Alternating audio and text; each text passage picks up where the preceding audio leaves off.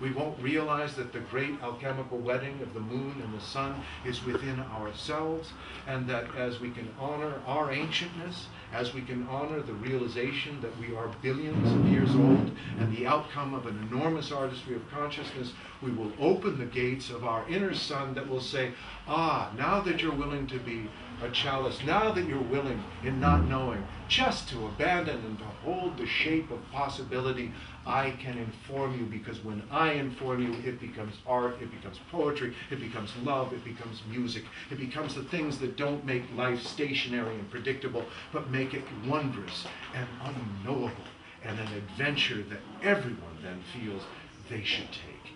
And we're here not to, as I say, transform our neighbor. We're here to transform. And if we do, then our neighbors will be inspired. It's interesting because we were the first in our neighborhood to really plant a garden. And I'll tell you, it inspired, we'd have neighbors come by, and our neighborhood now has all sorts of gardens. I'm not taking credit for all of it. But I do think that just in that little model, I realized how planting something that brought you pleasure in a great way then inspires others to say, oh, I hadn't thought about giving myself permission. And as I say, as we evolve, we find ourselves permission givers. So I really do feel that the alchemical wedding of the sun and the moon is when we do this, and we come together and say, we can do this and this, we finally do this, and then this. Thank you.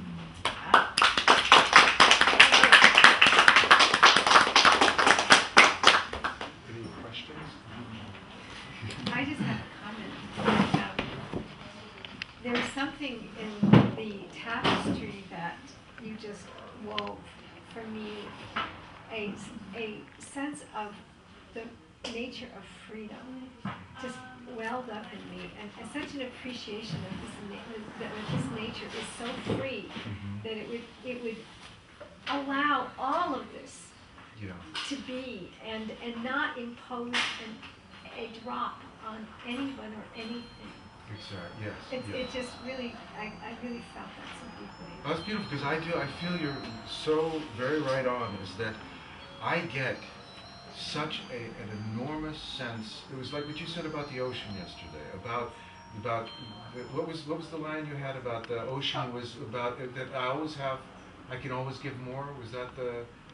Oh, it was basically it was one, but it was this sense of the enormous generosity of energy, and that we all feel so cut off from it. And I'm getting the realization that it would be like being like this and going, why can't I dance? And you think, well, first, maybe you have to give up a little of the tension. You kind of have to drop the arms a little, open yourself up a little.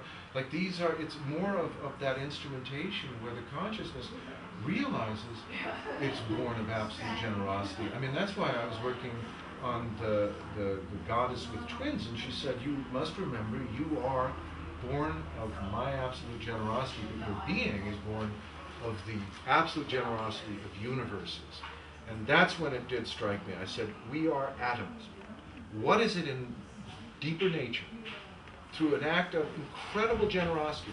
Why did the atoms get so generous? Why did these infinite universes decide to hold together energetically and create one of these bodies, if not as an exquisite example that all levels of consciousness are truly cooperative, truly desiring through shared generosity to bring forth the greater theater of our own deeper possibility. And that, to me, is what, in a way, the maturing consciousness is about. Finally saying, yes, I'm no longer afraid of freedom. And that's what's interesting about our time right now, is because you have two camps.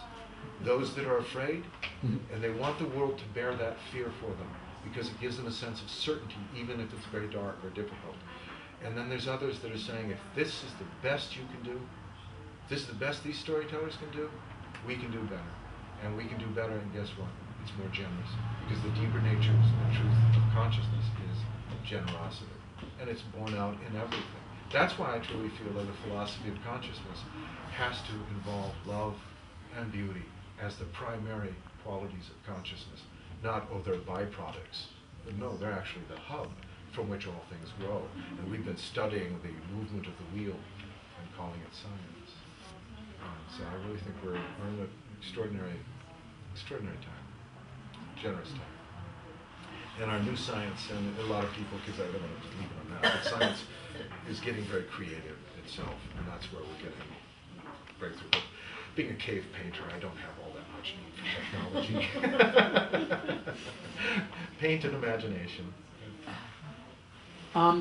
You talk in other places in your book about the archetypal marriage of heaven, Right. and I'm wondering if there's a relation.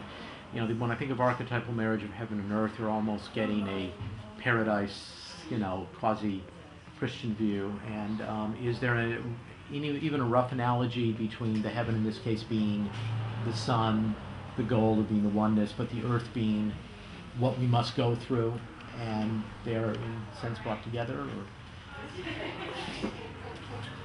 Yeah, I mean, I think that heaven and earth, that always is, the one thing I found is you can always understand, rather than the contradistinction between things. First, that's one way of looking at, what is this?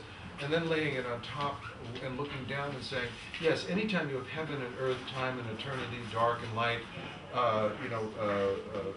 you're getting into that relationship of seemingly what I like to put out, it's almost that it's the pulling away from these qualities that create the possibility of the synapse between the two qualities. And for a long time in the pulling away, it's one or the other.